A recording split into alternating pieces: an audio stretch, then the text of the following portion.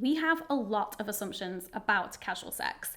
Is it good? Is it bad? Do certain people like it more than others? And so, how many of those assumptions are actually true?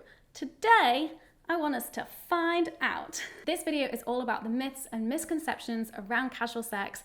I just really want to break down and get into the stories and the narratives that we tell ourselves, but also that we receive from all sorts of different places, education, our friends, the media, and what is actually going on there and what is actually true about people's attitudes and behaviors around casual sex. And I've called in some backup for this video, someone I know who is incredibly passionate and knowledgeable about casual sex, my friend and sex researcher, Eva Bloom. Hi, my name's Eva Bloom. I use she, they pronouns, and I am so excited to be talking all about casual sex. Because I feel like casual sex often gets ignored in the world of sex education, but it's so important to talk about it, demystify, to help people make empowered decisions about what sex feels good and how that sex be really pleasurable and hot.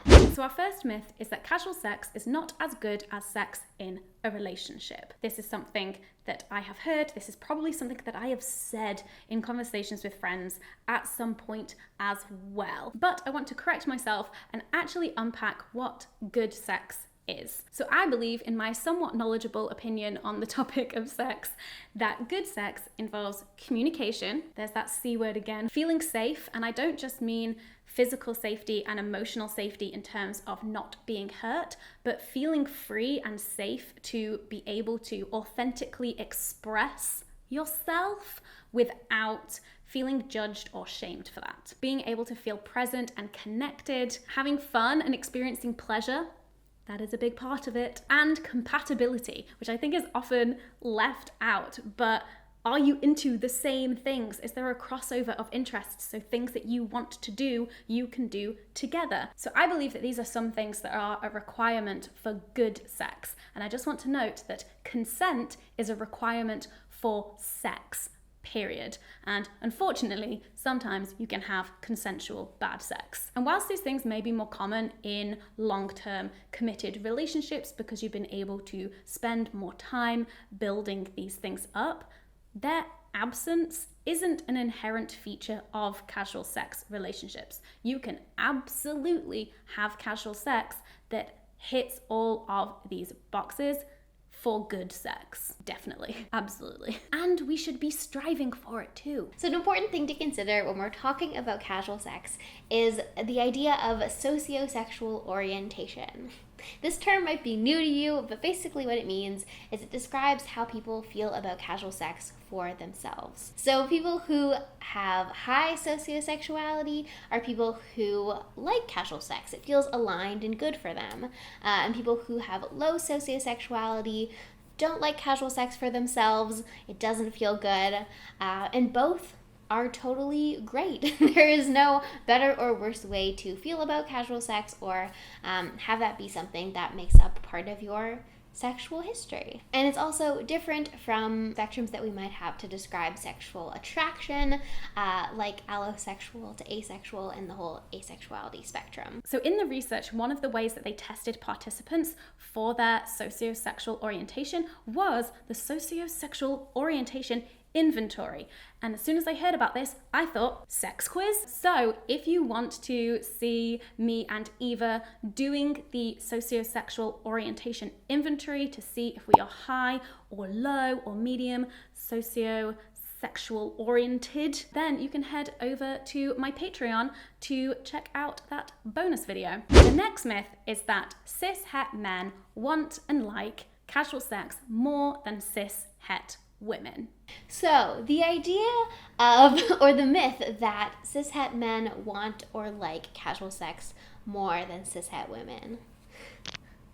Add in some sound effects there for me, cracking all my joints. So the thing about this myth that men want casual sex more or less than women is that we cannot disentangle it from society's continued sexual double standards. So As much as us in the sex positive community like to believe that we live in a much more sex positive, feminist world, the sexual double standards continue to exist. And with regards to casual sex, that can look like men get rewarded or praised for having casual sex, while women continue to be shamed, villainized, and dehumanized for participating in casual sex. So because of this, many women might choose to opt out of casual sex to avoid being shamed, to decrease the risk, or to navigate risk around sexual violence, or also just because they want to avoid a not so great time, because we know from previous research that cishet women having hookups or casual sex with cishet men are much less likely to have an orgasm. So there are a plethora of reasons why women might be less enthused to have casual sex or to talk about having casual sex. So when it comes down to kind of measuring these gender differences in who likes casual sex more or less, we can't do these measurements in a vacuum because that vacuum doesn't exist. We live in a world with these sexual double standards and the patriarchy. Well, we do know there has been some research on how people feel after they have casual sex. It turns out that how people felt about casual sex was not at all related to gender and more about the sociosexual orientation and sociosexuality and whether they felt that casual sex was really aligned for them or not. So someone's sociosexuality is a better predictor of liking and wanting casual sex than their gender. And Terry Connolly talks about a lot of these myths in her TEDx talk, which I will link in the description and highly recommend that you watch. And her research into whether or not people accept offers of casual sex shows another predictor, which is whether or not they think that the proposer of the casual sex will be a good lover. And if you see my previous point about what makes good sex, they don't exactly teach this in school. The next myth is that gay men are the most promiscuous and lesbians are the least. Conley did another study with lesbians and gay men and asked them to imagine someone randomly coming up to them on the street and asking if they wanted to have sex with them, and found no differences in how they responded. But there was another study, very recent, this year in 2021, that did find a difference. So this researcher was looking at whether individuals would accept a proposal to engage in casual sex, comparing lesbian women and gay men. And they did find that gay men had a higher proportion of accepting these proposals to have casual sex than lesbian women. The difference was 71% accepted for gay men versus 54% accepted for lesbian women. So why might there be a difference? So the research did find that the lesbian women did perceive a greater stigma around having casual sex. So even among women who have sex with women, these sexual double standards and slut shaming cannot be escaped and still can kind of persist in accepting less offers potentially. But what about the bisexuals, I hear you asking?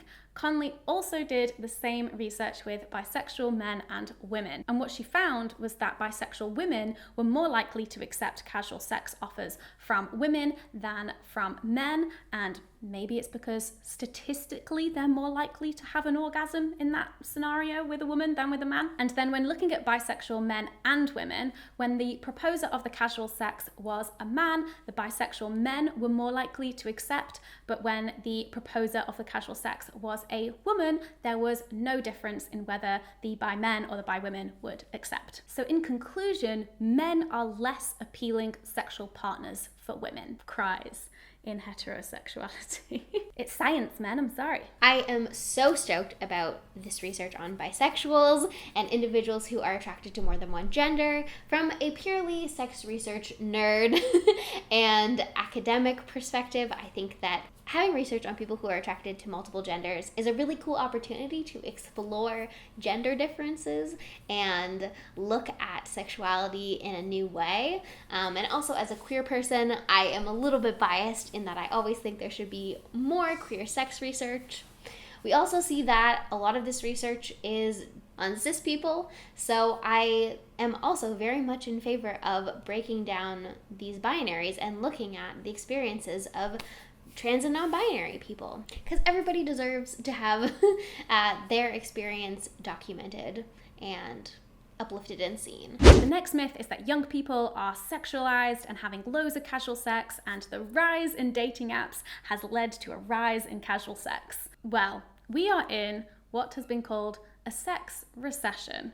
Millennials and Gen Z are having less sex and we're the first generations to widely use these apps. Granted, millennials, we're old now and there isn't a huge amount of data on the sex lives of Gen Z just yet, but some of the reasons for this sex recession is that millennials and Gen Z are more likely to be still living at home with their parents at that age than previous generations were, and lack of privacy doesn't really spark sexual joy, does it? A rise in anxiety and depression, mental health conditions can have an impact on your desire to have sex and also to be in situations where casual sex might occur. We're internet kids. We spend all of our time inside on our computers and on our phones and not interacting with people in real life where sex might happen. And not to mention the pandemic. There has been a more recent study that compared the rates of casual sex among participants from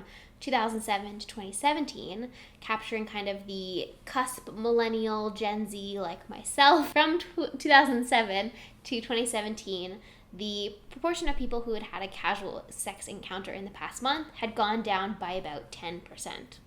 So why do they think this might be? Potentially less alcohol consumption, and for men, they found related to playing more video games and living with their parents. The next myth is that monogamous people in relationships get less STIs than people who have casual sex.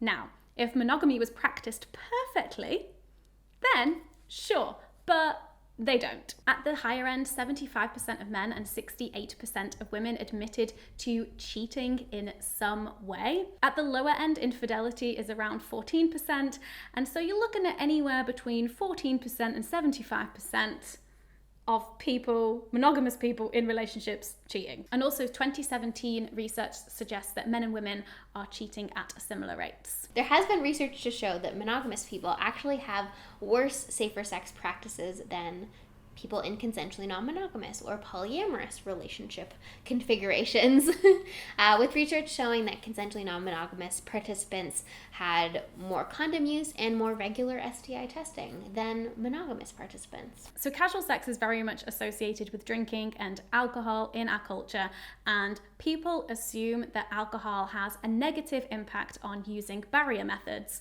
like condoms and dental dams. But studies into this show that having safer sex practices built into your habits is more influential. So basically, people who tend to use barrier methods when sober will also tend to use barrier methods when drunk. And when I saw this, I was like, oh my God, it's me, because I was so consistent, even if I was like completely off my face. Thank you, research, for validating my experience. Build those habits, people. But from a study from a selection of universities in Hong Kong, they had over 200 students.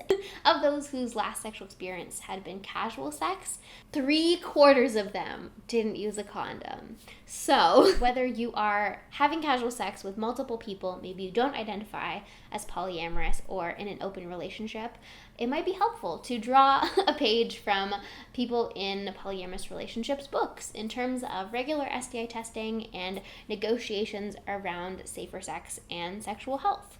Another tip around helping with your regular barrier use and safer sex practices during casual sex, it can be helpful to make a rule with yourself about your safer sex practices.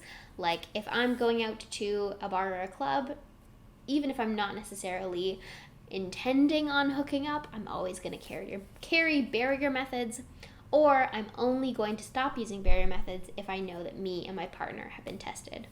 So things like that. And if you want kind of more evidence-based fun tips to hack your brain into using barrier methods and having safer sex practices, I did post a video a couple years ago with my wonderful friend and researcher, Dr. Shanice Cocoon-Sparling, who broke down all of her amazing research on condom negotiation and how to hack your brain. So that'll also be in the description as well. So what do you think about all of this? And are there any other myths about casual sex that you can think of? please let me know in the comments below. And thank you so much, Eva, for joining me for this video. Thank you so much for having me, Hannah. For folks who are interested in sex research and queer sex ed, I am mostly on Instagram at What's My Body Doing, but I'm also have a huge back catalog on YouTube, and I also have a Patreon where I focus on sex research. Both are under the name What's My Body Doing as well. This video has been super awesome. Really, the more we talk about casual sex, the more that people can feel less ashamed and more empowered to make sexual decisions that align with their desires and advocate for those to be safe and pleasurable experiences. And just a few last things for us to remember. We shouldn't feel ashamed, and we shouldn't shame others for wanting or not wanting or taking part in or not taking part in casual sex. And let's not make assumptions about people's sex lives based on their gender or sexual orientation. Just because the sex is casual doesn't mean you can be a dick. We can absolutely be striving for fulfilling and pleasurable sex in all of our sexual encounters, and practice the habit of using barrier methods like condoms, dental dams, and gloves, and getting tested for STIs regularly. Thank you so much for watching. I hope you enjoyed this video. Don't forget to subscribe so you don't miss more videos about sex and relationships, and I'll see you in the next one. Bye.